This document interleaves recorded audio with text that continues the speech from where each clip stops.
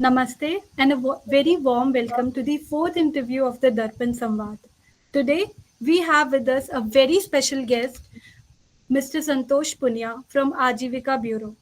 Ajivika Bureau is an organization working for the rights of the migrant workers in around Rajasthan and Gujarat. The Legal Aid and Awareness Committee has collaborated with Ajivika Bureau to conduct legal aid camps in some of the industrial locations in Jodhpur. Introducing the speaker for today, Mr. Santosh Punya. Sir leads Ajivika Bureau's Legal Education and Aid Cell. He guides and supervises legal aid and education for migrant workers and their families. He also mentors collectives of migrant workers and liaises with government departments, corporates, and other NGOs. Previously, Sir worked at the Indian Institute of Health Management and Research, Jaipur. He holds a bachelor degree in law from Shramjeevi College, Udaipur, and a master's in sociology and political science from the University of Rajasthan. It is an honor to have you with us today, sir. We are sure that Thank though you. your insights and our viewers will gain tremendous knowledge and wisdom. So, before we begin with the interview, for the benefit of the viewers, we like to speak a bit about our initiatives Darpan, meaning mirror in English. It is a platform that we are trying to build which aims to highlight ground realities and societal circumstances through the lens of law students engaged in legal aid and awareness work. Our initiative focuses on bridging the gap between legislative intent and actual implementation, showcasing real stories and featuring expert insights. Now, we shall We move shall move towards towards the the question question answer answer session of the session of the interview, interview, if it if is it is fine with fine you, with sir. you. Thank you so much, Mahi, for the introduction of our very special speaker today. Uh, Before we begin with the interview, today's interview shall revolve around the work done by Ajivika and the hurdles and the insights which people at Ajivika have for us today. Sir मेरा पहला सवाल आपसे ये है कि आजीविका bureau जो आपने स्टार्ट किया, इसकी इंस्पिरेशन आप लोगों को कहाँ से आई और ऐसा आप लोगों को क्या लगा कि हमें ऐसा कुछ करना चाहिए? तो सबसे पहले तो thank you legal aid and awareness committee Jodhpur national college Jodhpur को आपने ये अपॉर्चुनिटी क्रिएट किया और संवाद के माध्यम से काफी और दूसरे लोगों को भी थोड़ा काम के बारे में और इनिशिएटिव के बारे में जानने को मिलेगा। आजीविका ब्यूरो की अगर हम स्टोरी देखें तो जैसे जो फाउंडर्स थे जो उस समय फाउंडर इन्वॉल्व थे, तो वो 2002-3 में एक स्टडी हुआ था राजस्थान में, जिसमें ये स्टडी किया गया था वर्ल्ड बैंक और कुछ और एजेंसीज के थ्रू कि जो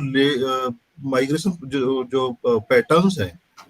स्पेशली जो इनकम के पैटर्न्स हैं, वो पिछले 5 डिकेड्स में किस तरह से चेंज हुए हैं और क्या इनकम सोर्सेज किस तरह से चेंज हो रहे हैं। और उसमें काफी एक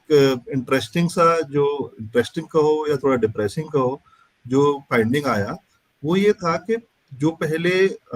एग्रीकल्चर बेस्ड इकोनॉमी थी, या अगर हम जैसे यहाँ पे सदर्न राजस्थान जो हिली एरिया है, फॉरेस्ट एरिया रहा है, जहाँ पे काफी इकोनॉमी और जो इनकम है लोगों की वो फॉरेस्ट से मिलने वाले जो प्रोड्यूस है और लोकल जो लाइवलीहुड ऑप्शन है उनसे होती थी, बट वो धीरे धीरे चेंज होती गई और उसमें जो बेच लेबर है, ठीक है, उसका काफी बड़ा पोर्शन उसमें आने लगा और लोग काम करने के लिए जो जाते थे, क्योंकि Gujarat is very prosperous state and nearby of Rajasthan, industrialisation काफी एडवांस लेवल पे है वहाँ पे, तो काफी बड़ी संख्या में लोग गुजरात और महाराष्ट्र की तरफ जा रहे थे। ये जो पूरा माइग्रेशन था वो टोटली अनमैनेज्ड था और स्पेशली गवर्नमेंट्स ने, कोई भी या सेंट्रल गवर्नमेंट हो या स्टेट गवर्नमेंट्स हो, हमेशा माइग्रेशन को एक नेगेटिव पर्सपेक्टिव में देखते थे और उसका ये होता था कि अगर आपके डेवलपमेंट स्कीम्स हैं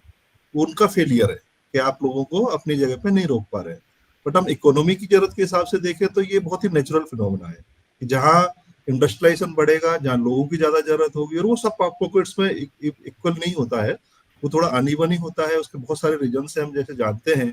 फेवरेबल जो जो स्कीम्स होती हैं स्टेट गवर्नमेंट्स की,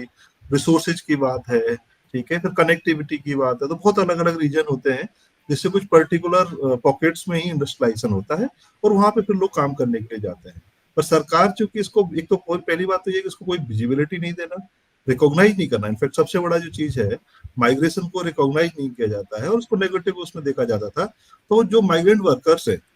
वो, उनके साथ जो प्रॉब्लम्स हो रही थी उनके लिए कोई मैकेनिज्म नहीं था। तो जो फाउंडर्स हैं, स्पेशली जो अभी भी जुड़े हुए हैं, mister Rajiv Khandelwal and mister Krishnavatar Sharma, जो स्टार्टिंग से हैं, और एक ग्रुप ऑफ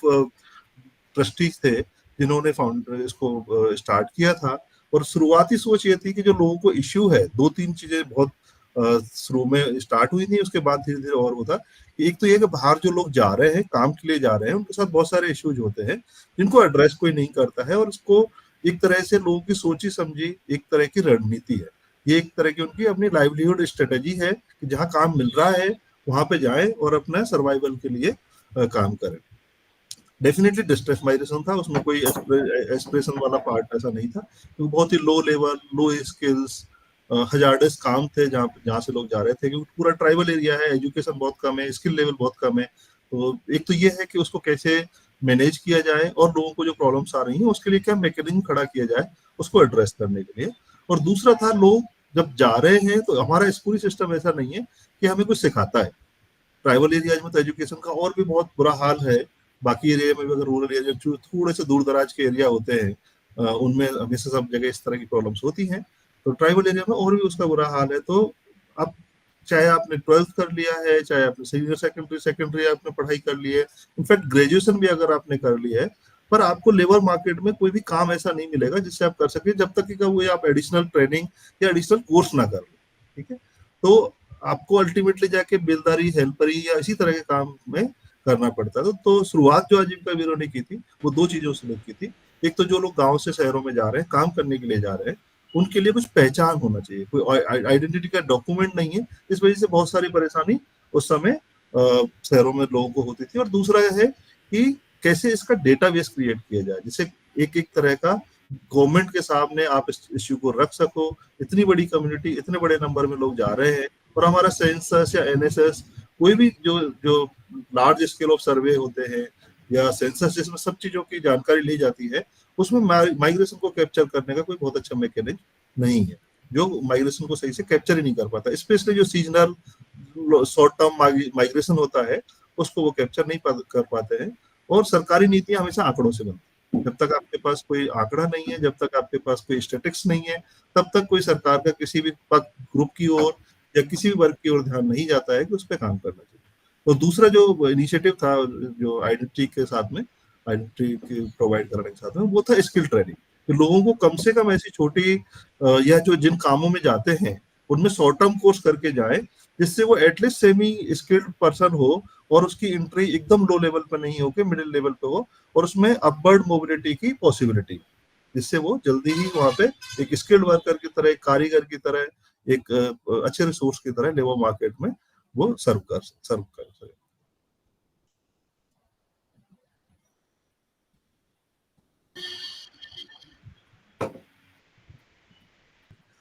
दूसरा बड़ा इश्यू होता है कि जब भी, स्पेशली जहाँ पे शिक्षा कम है, और हमारी जो एजुकेशन सिस्टम भी है उसमें शिक्षा में भी कोई वोकेशनल स्किल नहीं सिखाई जाती है।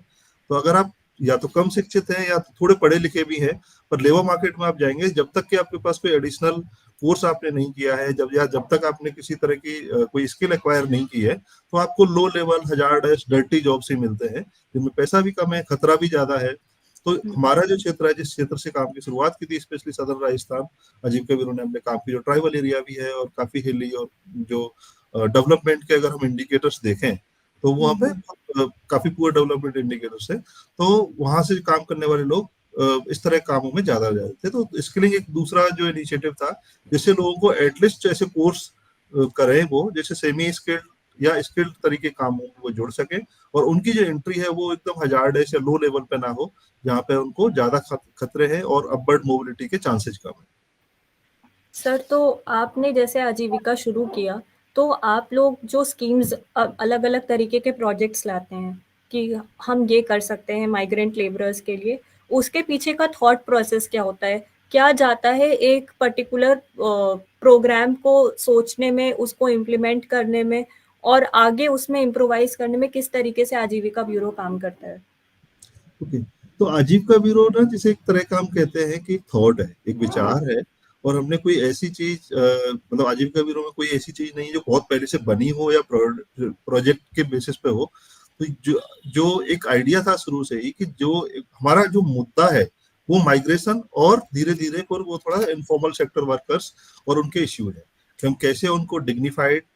सेफ वर्क प्लेस उपलब्ध करा सके। उसमें कुछ ऐसी प्रॉब्लम्स हैं जिनके सॉल्यूशंस प्रोवाइड करना, उसको फिर थोड़ा एडवोकेसी के और पॉलिसी के लेवल पे लेके आना, और ऐसे मॉडल्स खड़े करना जिनको फिर रेप्लिकेट किया जा सके in other areas, in other geography, in other states also, है ना। और वो फिर सिर्फ आजीविका ब्यूरो नहीं, बाकी लोग भी उसको रेप्लिकेट कर सके जो अपने अपने एरियाज में काम कर रहे हैं। गवर्नमेंट ऑल्सो मतलब उसका एक स्टेक होल्डर है, यहाँ पे गवर्नमेंट भी इस चीज को स्केल कर सके। तो हमारा जो प्रोसेस रहता है शुरू से ही, जो हर चीज का प्रोसेस रहा है वो ये है, पहले थोड़ा प्रॉब्लम को समझो काम करते हुए, एंड उसको समझते हुए फिर ये देखो कि उसके समाधान क्या पॉसिबल, जो जो सॉल्यूशंस हैं वो क्या हो सकते हैं, जो एक से ज्यादा होंगे उनमें से थोड़ा सा और डिस्कस करके, और through primary research, through secondary data, इन सब चीजों से, और वर्कर्स के साथ इंटरेक्शन करने की, कम्युनिटी बहुत इंपॉर्टेंट है हमारे इसमें। जब तक आप कम्युनिटी से आप ट्राई नहीं लेंगे, जब तक उसको आप इन्वॉल्व नहीं करेंगे अपने प्रोग्राम डिजाइन में, तो बहुत पॉसिबल है कि आप जो सोच रहे हैं उनके लिए वो उनके लिए रेलिवेंट ही ना हो, या वो सॉल्यूशन असल में सॉल्यूशन ही ना हो, वो वर्क ही ना करे जो हमारे हिसाब से सॉल्यूशन है। तो community participation is also one of the important aspect. और फिर उसको एक छोटे क्षेत्र में टेस्ट किया जाता है, और उसके फिर जो मॉडल बिल्डिंग है उसके बेसिस पे फिर उसको एडवोकेट किया जाता है with the government, with the other organisations जो इस तरह का काम करना चाहते हैं। ये पूरा एक प्रोसेस रहता है। तो आजीविका ब्यूरो के अगर मैं जैसे करूँगा, शुरुआत जैसे हुई थी 2005 में आजीविका ब्यूरो मई में स्टार्ट हुआ था, फॉर्मली रजिस्टर्ड हुआ था। पहले 2-3 साल जस्ट ये रिसर्च और अंडरस्टैंडिंग के लिए गया था। तो 2005 में जो स्टार्ट हुआ था उस समय दो ही चीज काम करते थे। एक तो वर्कर्स को एक आइडेंटिटी कार्ड प्रोवाइड कराते थे, क्योंकि उस टाइम पे आइडेंटिटी का एक बड़ा इश्यू था। अभी जैसे हम सबके पास आधार होता है, या आप और भी चीज देखें तो 7 to 8 ऐसे गवर्नमेंट डॉक्यूमेंट्स हैं जो हर पर्सन के पास मिल जाते हैं। बट अगर हम 2005, 6, 7 की बात करूं, तो उस समय कोई भी ऐसा वैलिड कोई डॉक्यूमेंट नहीं होता था जिससे लोग अपने आप को पहचाने। राशन कार्ड होता था जिसको आप वैसे ही कैरी नहीं करते हो, क्योंकि आप बाहर जा रहे हो तो आप गांव में राशन कैसे लेंगे, एक वो समस्या थी। राशन कार्ड को वैसे आइडेंटिटी डॉक्यूमेंट के रूप में माना भी नहीं जाता है। दूसरा, उस समय ज्यादा पॉपुलर या जो थोड़े से लोगों के पास होता था वो होता था वोटर आईडी कार्ड, जो स्टार्ट किया था गवर्नमेंट ने उससे कुछ साल पहले। बट वोटर आईडी कार्ड का उस समय जो पेनिट्रेशन था वो बहुत कम था, और वो ड्राइव्स में बनता था। तो ऐसा नहीं कि आप आज जैसे आप कभी भी जाके एनरोलमेंट करा लें और अपना वोटर आईडी कार्ड या आधार कार्ड ले लें। पहले वो कैंप्स लगते थे, और वो कैंप है वो सर्टेन कोई टाइम पे सर्टेन लोकेशन पे वो कैंप लगेगा। तो अगर माइग्रेंट वर्कर के साथ इश्यू ये था, अगर वो उस टाइम अवेलेबल नहीं है तो वो नहीं मिल पाता था। तो जो हमारा उस समय की जो स्टडीज रही है, बाकी जो सर्वेज रहे हैं, उनका अनुमान ये था कि वो 20-25% लोगों के पास ही वोटर आईडी कार्ड होते थे, बाकी लोगों के पास कोई भी वैलिड डॉक्यूमेंट आइडेंटिटी के लिए नहीं होता था। तो एक तो आइडेंटिटी कार्ड से शुरुआत की थी, दूसरा स्किल ट्रेनिंग से की थी। बाकी जितनी भी सर्विस है, आज हम जैसे 7-8 अलग अलग तरह के इश्यूज को एड्रेस करते हैं वर्कर्स के, और उस तरह की सर्विस भी प्रोवाइड करते हैं, और थोड़ा जो राइट बेस्ड जो अप्रोच है वो भी हमारे काम में है। तो वो सब धीरे धीरे काम को समझते हुए आई है। ठीक है, 2008-9 की अगर मैं बात करूँ तो जैसे काम के साथ 3-4 साल में समझ में आने लगा कि वर्कर्स को बहुत सारे इश्यूज होते हैं। जो वर्कर हैं वो काम कर रहे हैं, तो उनको अपने लेबर लॉज के बारे में या अपने राइट्स के बारे में नहीं पता है। उस वजह से उनके साथ जो लेबर मार्केट में चीटिंग होती है, बेज थेफ्ट जैसा एक बड़ा इश्यू है, जिसमें मतलब बेज नहीं मिलना, डिनाइल, डिले, अनफेयर डिडक्शंस हैं, long working hours, over time compensation नहीं है, non compensation of work place injuries and accidents. ठीक है, जो थोड़े सेमी फॉर्मल सेक्टर में है या सेमी इस तरह के उसमें है, उनमें थोड़ा सर्विस रिलेटेड इश्यूज भी होते हैं, जिसमें PF, ESIC, gratuity, legal retrenchment. तो ये सारे इश्यू के बारे में कोई बहुत ज्यादा जानकारी लोगों को नहीं होती, तो ये इश्यूज लगातार फेस कर रहे थे। तो फिर हमने थोड़ा लीगल सर्विस की पॉसिबिलिटी, क्या तरीका हो सकता है जिससे वर्कर्स को लीगल सपोर्ट प्रोवाइड कराया जाए। तो वो पूरा एक प्रोग्राम है जो 2-3 साल के उसमें तैयार हुआ। उसके बाद में फिर जैसे वर्कर्स, अब जो यूनियनाइजेशन का जो तरीका है, वो पुराना तरीका जो है वो बड़ा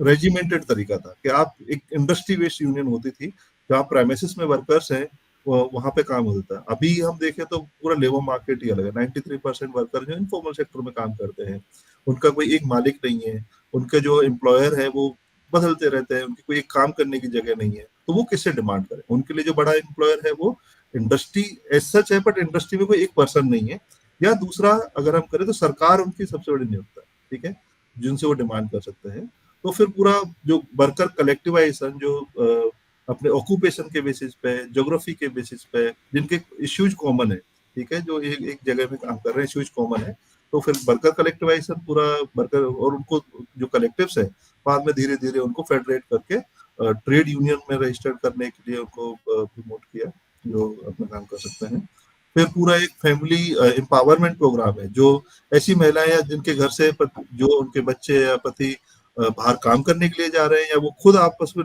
जो लोकल वेज मार्केट है उसमें काम कर रही हैं, खुद वर्कर्स हैं, नरेगा जैसी स्कीम में काम कर रही हैं, तो उनके जो अपने इश्यूज थे, गवर्नेंस से रिलेटेड जो इश्यूज थे या इंटाइटलमेंट लिंकेजेस के जो इश्यूज थे, वो पूरा प्रोग्राम स्टार्ट किया। उसके बाद और भी बहुत सारी चीजें, जैसे अभी रिसेंटली देखो तो हाउसिंग एक इस तरह का बड़ा इश्यू है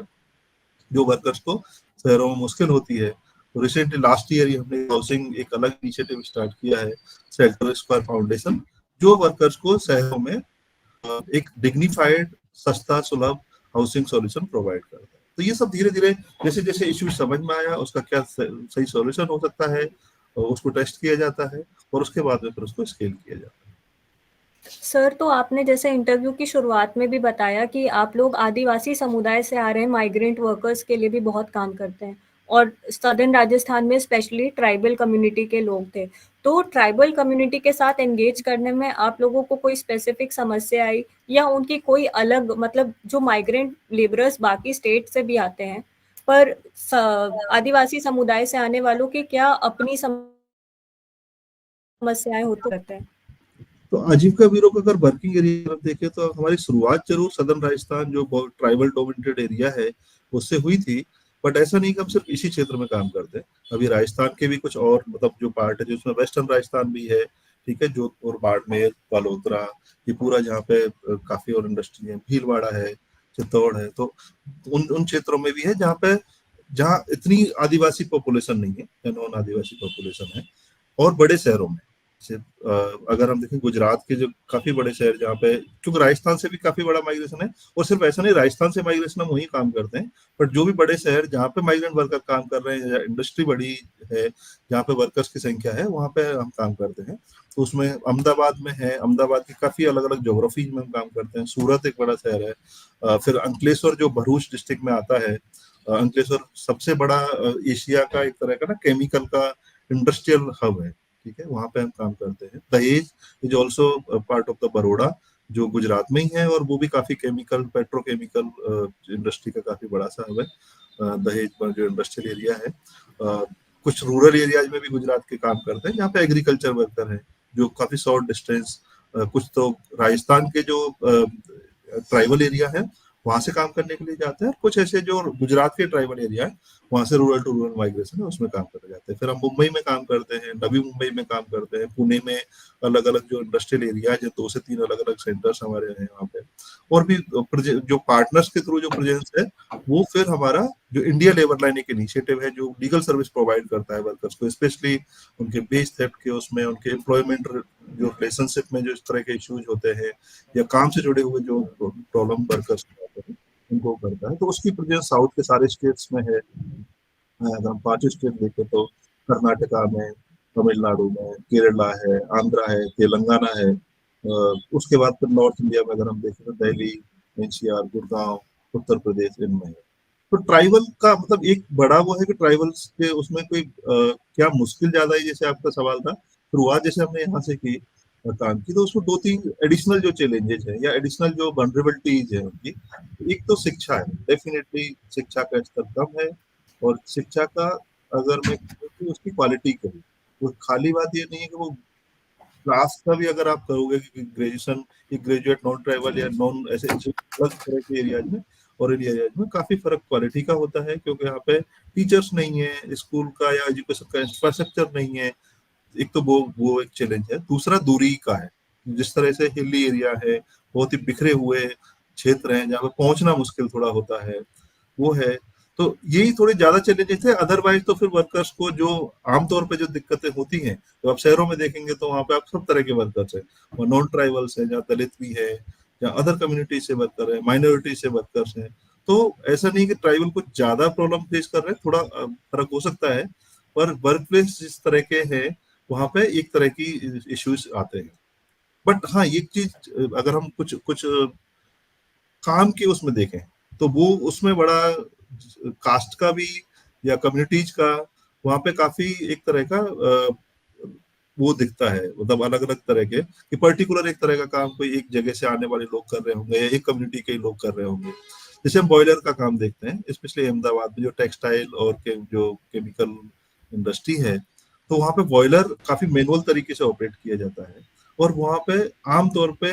कोई ट्राइबल फैमिली जो सभी लोग मतलब पत्नी बच्चे और पुरुष उसके साथ में है, वो लोग ही उसको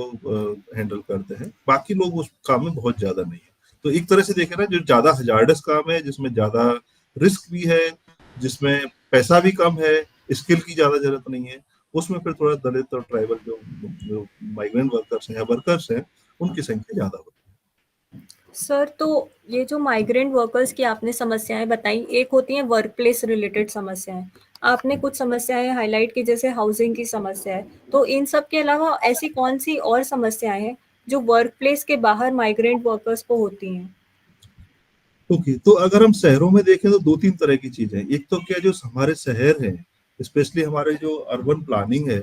उसमें कभी भी माइग्रेंट वर्कर्स को या फ्लोटिंग पॉपुलेशन को कंसिडर नहीं किया जाता है। तो आप अगर कोई इंफ्रास्ट्रक्चर खड़ा कर रहे हो या कोई सुविधा खड़ा कर रहे हो, वो आपने शहर की जनसंख्या जो 10 लाख है उसके हिसाब से तो खड़ा किया, बट आपने एडिशनली जो और उसमें लाख 2 लाख जो लोग हैं जो काम करने के लिए आए हैं, उनको ना तो आपने कभी कंसिडर किया, ना उनकी संख्या को आपने रखा। तो क्या होगा कि वो जो जो एग्जिस्टिंग रिसोर्सेज है, उन पर फिर एक तरह का बर्डन, आप उसको बर्डन की तरह देखते हैं। ठीक है, आपको काम के लिए लोग तो चाहिए, बट आपको उनको सुविधा नहीं देनी है। तो एक जैसे हाउसिंग एक प्रॉब्लम है, ठीक है, फिर हाउसिंग के साथ साथ में वहाँ पे सेफ जो ड्रिंकिंग वाटर है या सैनिटेशन का जो इश्यू है, वो हाउसिंग से काफी जुड़ा हुआ भी है, उस तरह का है। फिर बच्चों के एजुकेशन का है, जहाँ एक जगह से दूसरी जगह जा रहे हैं, जहाँ फैमिली भी माइग्रेट कर रही है, वहाँ पे एजुकेशन एक बड़ा इशू है कि वो तो मजदूर हैं ही, पर उनकी आने वाली जो जनरेशन है वो भी फिर कम पढ़ी लिखी या फिर इस तरह के उनमें रह जाती हैं कि वो भी नहीं पढ़ पाते हैं, शिक्षा नहीं मिलती है, और वो भी मजदूरी बनेंगे। एंटाइटलमेंट लिंकेज एक बड़ा इश्यू है, क्योंकि क्या होता है कि स्पेशली इस तरह के उनमें डॉक्यूमेंट जो अलग अलग तरह के डॉक्यूमेंट में कहीं पे कुछ नाम अलग है, कहीं पे कुछ स्पेलिंग अलग है, जिसकी वजह से किसी भी तरह के एंटाइटलमेंट लिंकेज को काफी बड़ा इश्यू फेस करना पड़ता है। तो वो एक मुश्किल है। Social security linkage is also issue. Food security के अगर हम उसमें देखें तो ये मैंडेट है कि हमारे अबाउट 67-68% जो पॉपुलेशन है उसको फ्री राशन मिलेगा, या सस्ती मतलब जो सब्सिडाइज जो वो है फूड है वो मिलेगा। पर जो वन राशन वन नेशन की स्कीम कई साल होने के बावजूद भी आज उसके इम्प्लीमेंटेशन की हालत ये है कि अगर कोई एक जगह से दूसरी जगह माइग्रेट कर रहा है तो उसको लेना उतना आसान नहीं। तो ये एडिशनल और भी चैलेंज है जो काम से जुड़े हुए नहीं, पर काम की जगह से जुड़े हुए जरूर है। आप शहर से जहाँ काम के लिए आप जा रहे हो उससे रिलेटेड है। Police harassment is also one of the biggest issue. जहाँ लोग ओपन स्पेसेज में रह रहे हैं या बाहर से आए हुए लोग हैं, तो उनको विक्टिमाइज करना या उनको क्रिमिनल के तौर पे बता देना, या कुछ भी कुछ उस शहर में हुआ तो आमतौर पे ऐसे लोगों को पकड़ के अनलॉफुल कस्टडी में रखना, ये बहुत कॉमन सी चीज है। सर, तो अब आजीविका को काम करते हुए फ्रॉम इट्स एस्टैब्लिशमेंट आपने 2005 बताई, अब इतने साल हो गए, मतलब एक डिकेड से ज़्यादा, तो तब से अब में क्या अंतर है और क्या आपकी लर्निंग रही है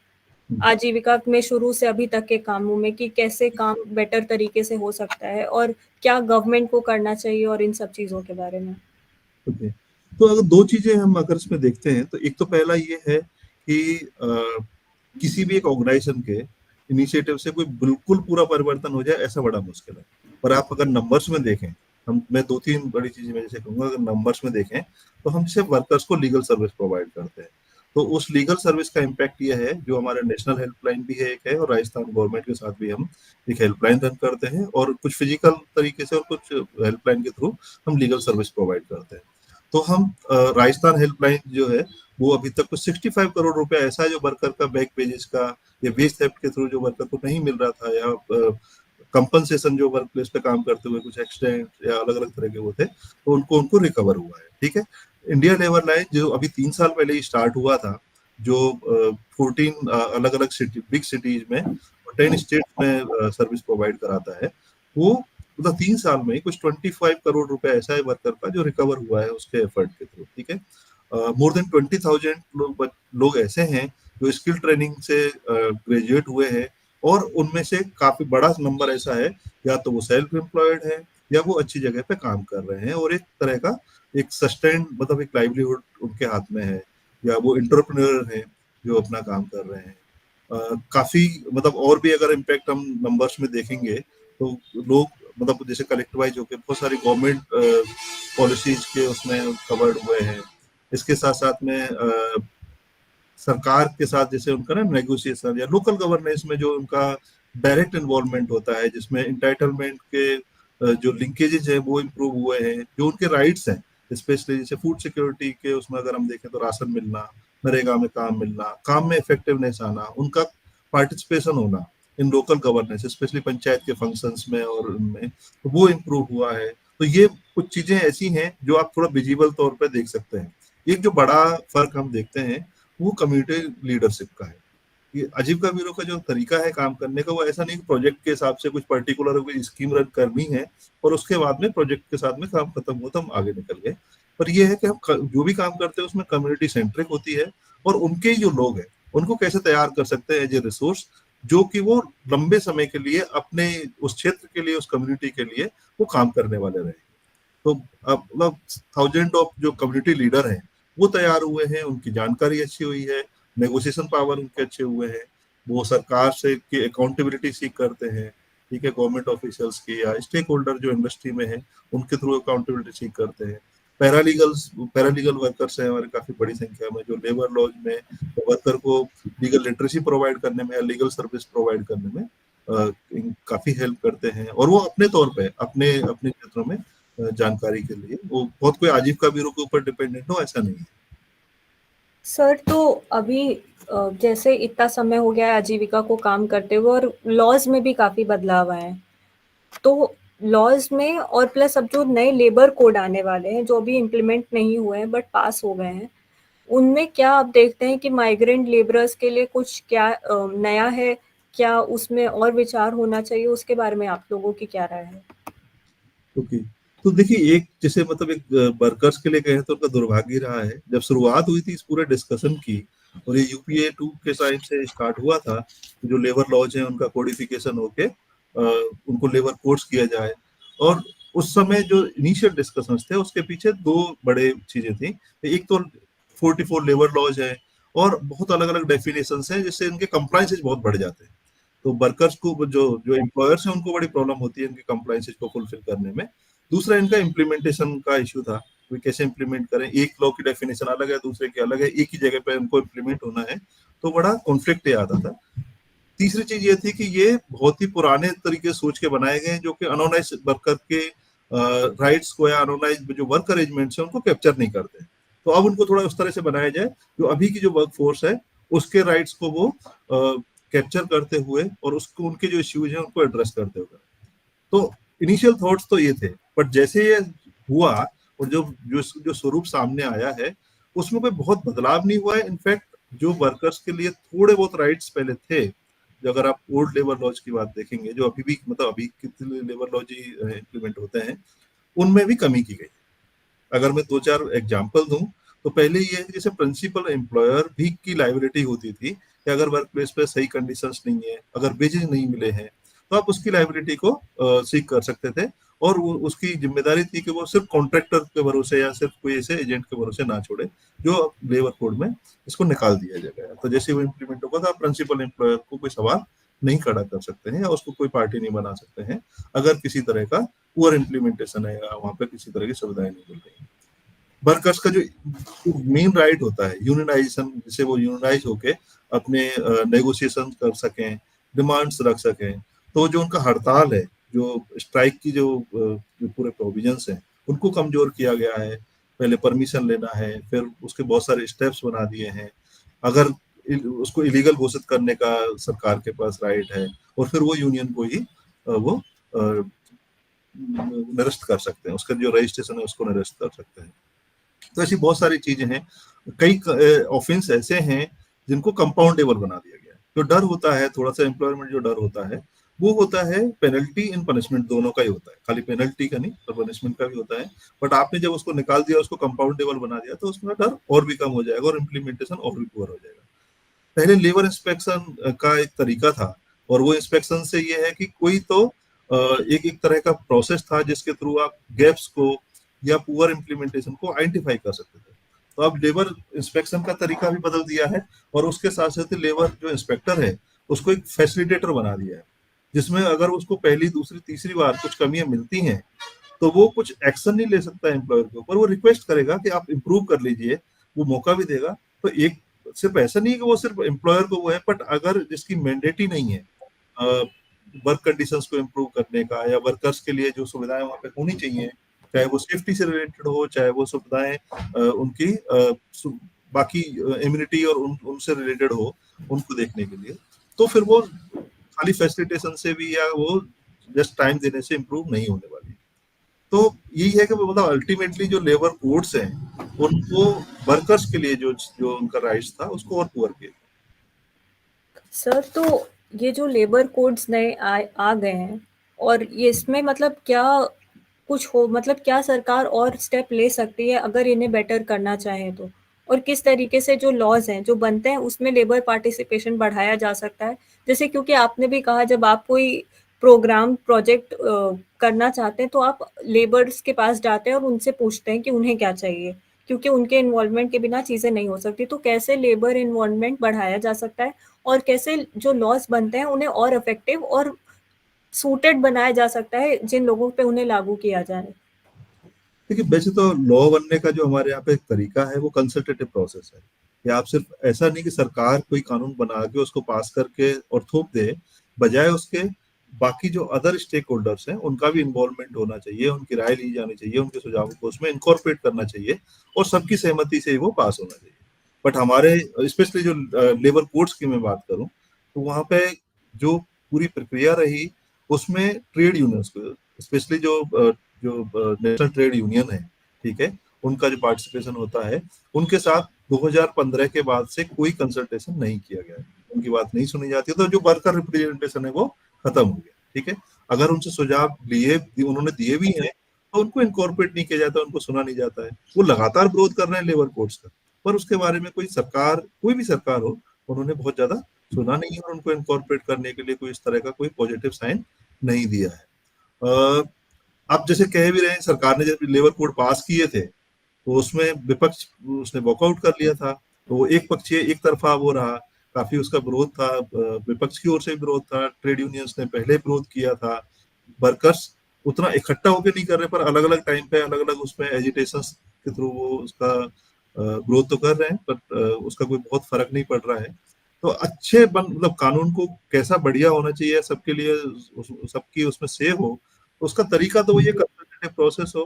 ठीक है, उनकी राय मानी जाए, उनकी सहमति ली जाए, और वो सारे स्टेक होल्डर्स को मान्य हो, सिर्फ एम्प्लॉयर को या सिर्फ इंडस्ट्री के लिए, इन्वेस्टमेंट को आप देखने के लिए नहीं करें, बल्कि जो बड़ा, क्योंकि अब सबसे बड़ी जो पूंजी होती है, जब तक वर्कर नहीं होगा, जब तक आपकी पूरी इकोनॉमी नहीं चलने वाली, और आप उसी को इग्नोर करोगे, उसको नेग्लेक्ट करोगे, उनके राइट्स को, तो एक पूरे वर्ग को आप और पीछे धकेल रहे हो पूरी विकास की यात्रा। सर, तो राजस्थान में एक बहुत पर्टिकुलर समस्या जो हमने भी देखी है जब हम आजीविका के साथ कैंप में जाते हैं, सिलिकोसिस की समस्या के बारे में हमने बहुत सुना है। तो इसके बारे में आजीविका ने क्या कुछ काम किया है, और क्या सरकार का इस पे क्या रुख रहा है? ओके, तो सिलिकोसिस का सही बात है, बहुत एक बड़ी समस्या है, और राजस्थान चूंकि यहाँ पे माइनिंग भी है, यहाँ पे स्टोन के जो बाकी स्टोन कार्विंग का भी काफी बड़ा काम है, और जो भी मतलब इस तरह का यहाँ पे स्टोन मिलता है जिसमें सिलिका कंटेंट काफी ज्यादा होता है, ठीक है। तो उसके किसी भी प्रोसेस में जो भी इन्वॉल्व होगा उसको इस डस्ट का प्रभाव पड़ेगा और धीरे धीरे सिलिकोसिस होके उसकी जान को खतरा होगा। कुछ पॉकेट्स ऐसे हैं जहाँ पे थोड़ी बड़ी संख्या है,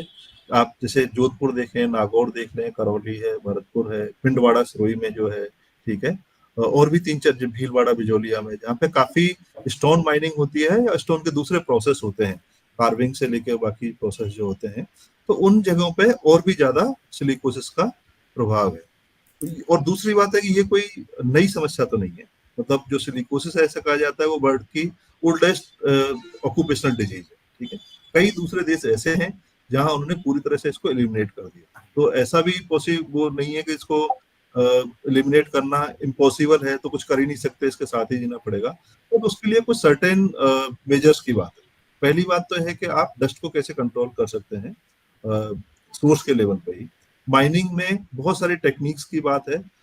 या तो है अभी इनको सही से इम्प्लीमेंट नहीं किया जाता है, जैसे वेट माइनिंग की बात होती है कि आप अगर पानी का उपयोग करेंगे तो आपको डस्ट जनरेट ही नहीं होगा, डस्ट जनरेट नहीं होगा, सिलिकोसिस नहीं होगा। उसमें कई चुनौतियां भी आती हैं, इतना आसान नहीं है वेट माइनिंग करना मशीन्स के साथ और जहाँ पे करते हैं। तो टेक्नोलॉजी पर और भी डेवलप की जा सकती है, जहाँ पे ऐसे लोगों को इन्वॉल्व किया जाए जो टेक्नोलॉजी जो नए औजार बना रहे हैं या जो टूल्स बना रहे हैं उनको करने के लिए। पर इसमें इंडस्ट्री और गवर्नमेंट दोनों का ही मैंडेट होना चाहिए।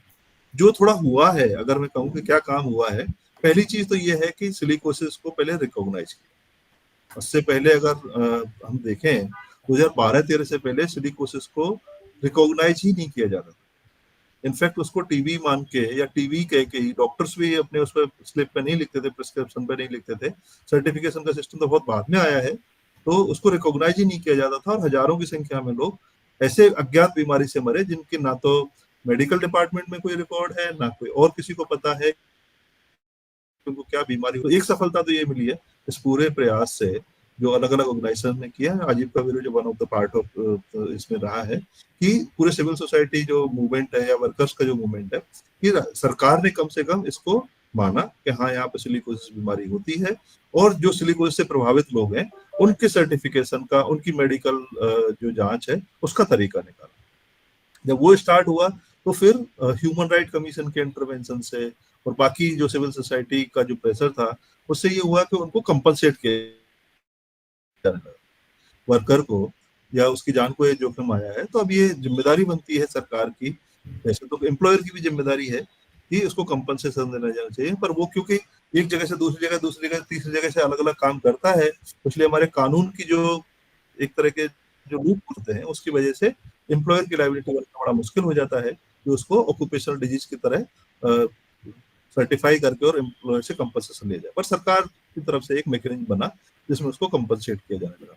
फिर सरकार 2019 में एक पूरा सिलिकोसिस पॉलिसी लेके आई, सिलिकोसिस न्यू कोसिस पॉलिसी लेके आई, जिसमें सिलिकोसिस और उससे उस तरह की जो रेस्पिरेटरी डिजीज हैं जो डस्ट के कारण होती हैं उनको कवर करते हुए, जिसमें उनकी मेडिकल जांच से लेके फिर उनकी सोशल सिक्योरिटी, रिहेबिलिटेशन, ठीक है, स्कीम्स के जो लिंकेजेस हैं उन सारी चीजों का काम किया, और उसके साथ साथ में उनके प्रिवेंशन के लिए प्रिवेंशन एंड जो एक तरह का काम को कैसे नियंत्रित किया जाना चाहिए, ठीक है, काम को किस तरह से रेगुलेट किया जाना चाहिए, prevention and regulation is important part of the policy. पर एक चीज ये रहा है कि उस पॉलिसी में से सिलिकोसिस जो सोशल सिक्योरिटी वाला पार्ट है वो तो थोड़ा कुछ बहुत हद तक मैं कहूँगा पूरी तरह से हुआ ऐसा नहीं है, पर वो कुछ हद तक इम्प्लीमेंट हुआ है। पर प्रिवेंशन पे और जो रेगुलेशन उस पर काफी काम नहीं हुआ। एक बड़ा जो उस पॉलिसी का मैंडेट था वो सिलिकोसिस पॉट इंडस्ट्री या सिलिकोसिस पॉट जो प्रोसेस है, ठीक है, उनको आइडेंटिफाई करना था और उनको हजार्ड वर्क की तरह घोषित करना था, जिससे कि जहाँ पे संख्या 10 वर्कर से भी कम है फिर भी उन पे जो अप्रोप्रिएट लेबर लॉज है वो लागू हो सके और फिर उस तरह से उनको प्रिवेंट करने के लिए उस पर काम किया जा सके। सर, तो ये सिलिकोसिस इंडस्ट्री जो है, मतलब माइनिंग इंडस्ट्री जो है जिसकी वजह से सिलिकोसिस होता है, ये एक हजार्डिस इंडस्ट्री हो गई। दूसरी हजार्डिस इंडस्ट्री माइनिंग के साथ साथ ही स्टोन कार्विंग, स्टोन क्रशिंग, ठीक है, फिर जैसे आपका ग्लास से रिलेटेड जो लेड से रिलेटेड काम होता है, तो वहाँ जहाँ भी क्रशिंग है, फाइन डस्ट है और जो स्टोन है जिसमें सिलिका कंटेंट होता है, वहाँ सब जगह सिलिकोसिस होता है। इनफैक्ट डायमंड वगैरह ये सब प्रोसेस में भी सिलिकोसिस है।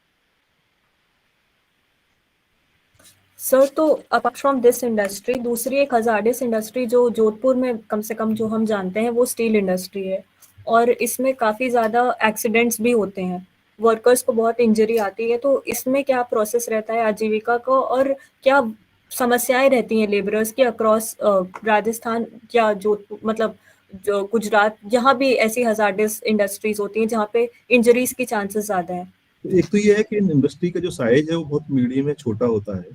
और मशीनें या तो बहुत पुरानी हैं या फिर टेक्नोलॉजी थोड़ा पुरानी है, जो जहाँ पे खतरा ज्यादा है, ठीक है, चोट लगने का खतरा ज्यादा है, इंजरीज का खतरा ज्यादा है, या फिर जो सुरक्षा है उसको काफी इग्नोर किया जाता है। तो पहला चीज तो ये है कि इंडस्ट्री का साइज छोटा है, तो उसमें बहुत समस्या ये भी होती है कि इन्वेस्टमेंट का जो सुरक्षा पे स्पेशली जो इन्वेस्टमेंट है जो होना चाहिए वो नहीं हो पाता है। तो फ्रीक्वेंटली चोट लगती रहती है। चोट लगने के बावजूद भी ना तो मशीन को सुधारा जाता है, ना कोई ऐसे और मेजर्स लिए जाते हैं जिससे अगली बार उस तरह का एक्सीडेंट या वो ना हो। फिर कंपनसेट भी नहीं किया जाता है। अगर वो वर्कर को कंपनसेट किया जाए तो वो एक बड़ा वो होता है कि जो उसको लॉस हुआ है, अर्निंग लॉस जो होने वाला है उसकी पूरी लाइफ में, और जो कोई भी जैसे बॉडी पार्ट जो लॉस हुआ है उसका कंपनसेशन नहीं मिलता है, ये तो बड़ी मुश्किल है ही। पर सबसे बड़ी जो चीज है वो सेफ्टी को थोड़ा इग्नोरेंस। हम अभी भी हम जब बहुत सारे एम्प्लॉयर से बात करते हैं या हम अलग अलग तरह के लोगों से इंटरेक्ट करते हैं, स्पेशली जो कॉन्ट्रैक्टर है एम्प्लॉयर से, सेफ्टी उनके लिए प्रायोरिटी नहीं, ठीक है, उनके लिए प्रायोरिटी प्रॉफिट मेकिंग है। और जहाँ पे कंपटीशन ज्यादा है, जहाँ पे जो लेबर लॉज है उसका इम्प्लीमेंटेशन पुअर है, उसका इन्फोर्समेंट सही नहीं है, वहां पे फिर ये मैंडेट भी नहीं बनता है कि वो किसी भी तरह से उसको लागू करे। तो वर्क प्लेस सुरक्षा काफी, मतलब वर्कर की awareness and training is also one of the issue ना, कि अगर आप उनको ट्रेन नहीं करेंगे, बहुत सारे ऐसे लोग हैं जो उन मशीन को ऑपरेट करना नहीं जानते हैं, बट आप उस मशीन को उसको लगा देते हैं विदाउट एनी ट्रेनिंग, तो वहां पे खतरा ज्यादा बढ़ जाता है। हमने जैसे बहुत अलग अलग उनमें अगर हम उनको देखते हैं, इंजरीज को देखते हैं, या दूसरे पार्ट में भी जहाँ पे काफी बड़ी संख्या में लोग ऑक्यूपेशनल हेल्थ एंड सेफ्टी पे काम करते हैं, तो वहां पे करीब 50 से 60% जो एक्सीडेंट्स हैं वो वर्कर के या तो काम पे आने के पहले महीने के अंदर या शुरुआती कुछ दिन जब वो काम करना शुरू किया है तब हो जाते हैं, क्योंकि उनको ना तो मशीन के बारे में पता है, ना टेक्नोलॉजी पता है, ना उनको ऐसी ट्रेनिंग मिली है जो वो अपना बचाव कर सके। मशीन तो खतरनाक है ही, वो तो एक अलग बात है कि उसमें सुरक्षा नहीं है, या वो पुरानी मशीन है, टेक्नोलॉजी पुरानी है, सेंसर्स काम नहीं कर रहे हैं, या अप्रोप्रिएट टूल्स नहीं है जिनसे बचा जा सके। दूसरी ये भी है कि जो काम करने वाला है उसको मशीन चलाना नहीं आता, तो कई बार उसकी वजह से भी एक्सीडेंट होते हैं। सर, तो अब आजीविका को मतलब लगभग कितने सारे साल हो गए हैं, अब और क्या नए नए प्रोजेक्ट्स आजीविका लेने वाला है और करने वाला है? तो जो जो चीजें हैं वो तो डेफिनेटली कंटिन्यू हो ही रही हैं, और वो नए क्षेत्रों में भी जा रही हैं, उनका एक्सपांशन हो रहा है। दो तीन चीज जो नई अभी जिन पे हम काम कर रहे हैं और उसका स्कोप है, जिनको और बढ़ने के चांसेस लग रहे हैं। तो पहली चीज तो ये है कि जो लीगल रेस्पॉन्स है, specially legal awareness, legal support और मीडिएशन जो सर्विसेज जो हम पूरे उसमें देते हैं वर्कर्स को जब भी वो काम कर रहे हैं, एम्प्लॉयमेंट इश्यूज होते हैं, तो उसको कैसे बढ़ाया जा सकता है, जिसका अभी जो नया प्लेटफॉर्म है वो इंडिया लेबर लाइन है, जो अभी जैसे मैंने कहा कि वो 10 स्टेट्स और 14 बिग सिटीज में काम कर रहा है, और भी उसको नई जगहों पर ले जाना एक बड़ा हुआ है। दूसरा पूरा काम है जो ऑक्यूपेशनल सेफ्टी एंड हेल्थ का है, जैसे आपने जो लास्ट में सवाल पूछा भी उससे रिलेटेड है, कि खाली पैसा नहीं मिला या काम करते हुए निकाल दिया, या वो लॉन्ग आवर्स है और उसमें कम पैसा मिल रहा है, ये इश्यू नहीं है। पर काम करते हुए अगर आपको चोट लगी, किसी तरह की इंजरी हो गई, अनसेफ कंडीशंस हैं काम करने की, या काम इतना हजार्डस काम है कि एक टाइम के बाद ऑक्यूपेशनल डिजीज डेवलप हो जाती हैं और उसके बाद आप काम नहीं कर पाते हो पूरी जिंदगी की, या तो कई बार सिलिकोसिस जैसी बीमारी हो गई जो इरिवर्सिबल है, वो तो जान पे ही जोखिम है, बट दूसरे भी जो इस तरह के वो हैं जहाँ पे आप उस पर्टिकुलर काम करने के लायक नहीं रहते हैं। तो वो पूरा काम है जिसमें अलग अलग इंडस्ट्री में, क्योंकि हर काम का खतरा अलग है, हर काम में के प्रोसेस अलग है, तो पहले उसको आइडेंटिफाई करना और फिर उसको प्रिवेंशन के लिए क्या तरीके हो सकते हैं, उस तरह के मॉडल वर्क साइट्स डेवलप करना जो बाकी के लिए एग्जाम्पल भी बन सके और उसको स्केलेबल किया जा सके। तो और उसके बारे में अभी ना ऑक्यूपेशनल सेफ्टी एंड हेल्थ पे बहुत ज्यादा काम होता नहीं, तो आपके पास बहुत सारे एग्जाम्पल भी नहीं है सीखने के लिए कि आप एक जगह से दूसरी जगह मूव कर सकें। तो वो एक बड़ा मतलब एक फ्यूचर वर्क है हमारा, जिसको लार्ज स्केल पर हम करेंगे, समझते हुए जिसमें ऑक्यूपेशनल सेफ्टी एंड हेल्थ को कैसे इंप्रूव किया जा सकता है, उसके प्रिवेंशन पे कैसे काम किया जा सकता है, उसकी अवेयरनेस पे कैसे काम किया जा सकता है, पॉलिसी एडवोकेसी का उसमें एक बड़ा एजेंडा है जो उसमें होना चाहिए।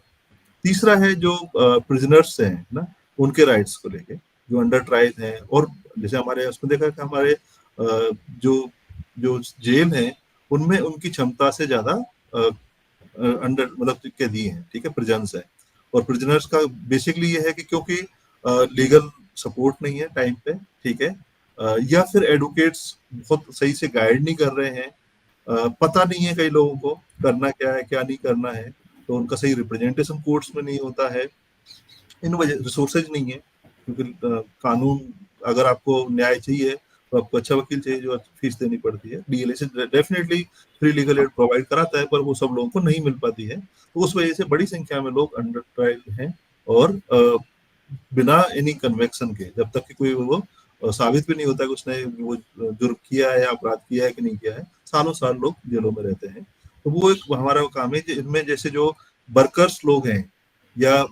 ऐसे लोग हैं जो काम के लिए आए थे और या तो पेटी क्राइम में फंस गए हैं या फिर ऐसे क्राइम जो उन्होंने किए ही नहीं है और उस वजह से वो अंदर हैं, पर सही रिप्रेजेंटेशन नहीं होने की वजह से वो बाहर नहीं आ पा रहे हैं, तो उनको एक पूरा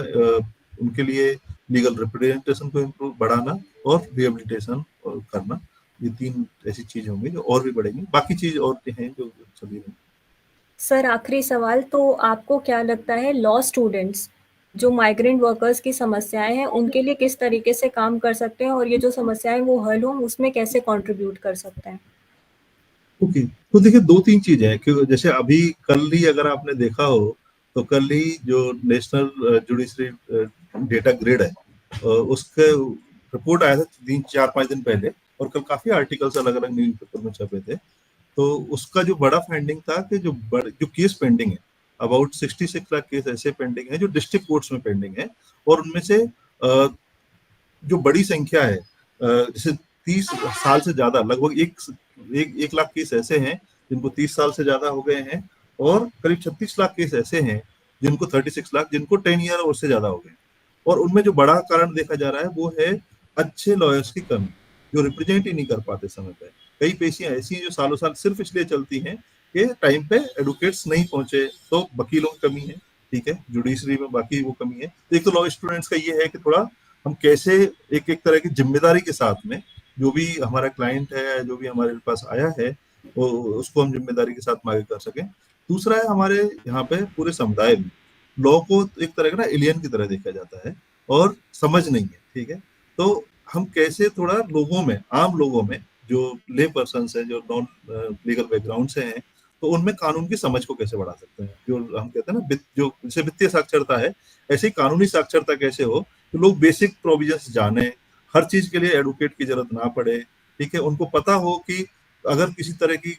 प्रैक्टिस गलत हुई है या इलीगल काम हुआ है तो उसके लिए क्या तरीका हो सकता है, क्या मैकेनिज्म है, क्या प्लेटफॉर्म है जहाँ पे उनको समय पे वो पहुंच सकते हैं। तो सरल भाषा में ऐसे मटेरियल डेवलप करना जो लोगों की कानूनी साक्षरता बढ़ाता हो, वो है अलग अलग जगह लगाते हैं।